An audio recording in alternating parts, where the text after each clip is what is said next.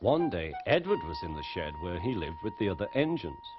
They were all bigger than Edward and boasted about it. "The driver won't choose you again," said Gordon. "He wants strong engines like us."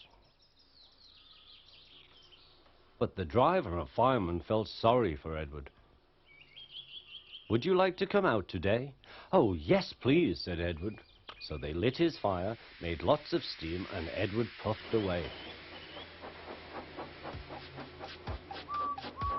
The other engines were very cross at being left behind.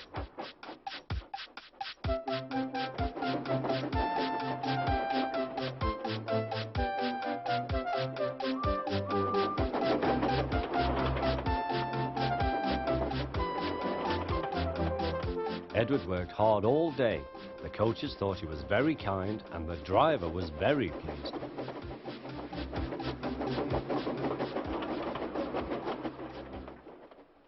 "I'm going out again tomorrow," Edward told the other engines that night.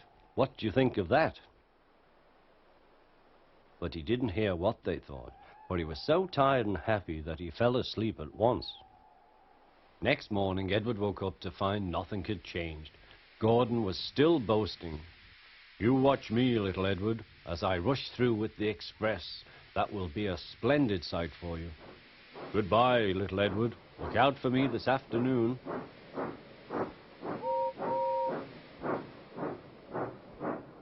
Edward went off to do some shunting. Edward liked shunting. It was fun playing with trucks.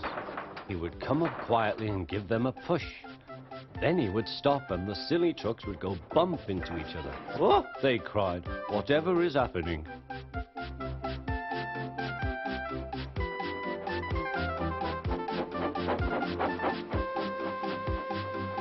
Edward played till there were no more trucks. Then he stopped to rest. Presently he heard a whistle. Gordon was very cross. Instead of nice shining coaches, he was pulling a lot of very dirty trucks. "A goods train, a goods train, a goods train," he grumbled. "The shame of it, the shame of it, oh, the shame of it." Edward laughed and went to find some more trucks. Then there was trouble. "Gordon can't get up the hill," the porter called to Edward's driver. "Will you take Edward and push him, please?" They found Gordon halfway up and very cross. His driver and fireman were talking to him severely. "You're not trying." "I can't do it," said Gordon. "The noisy trucks hold an engine back so." Edward's driver came up.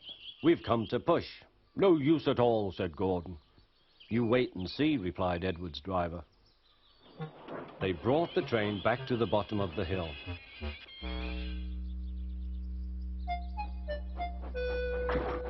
"I'm ready," said Edward. "No good," grumbled Gordon. They pulled and pushed as hard as they could.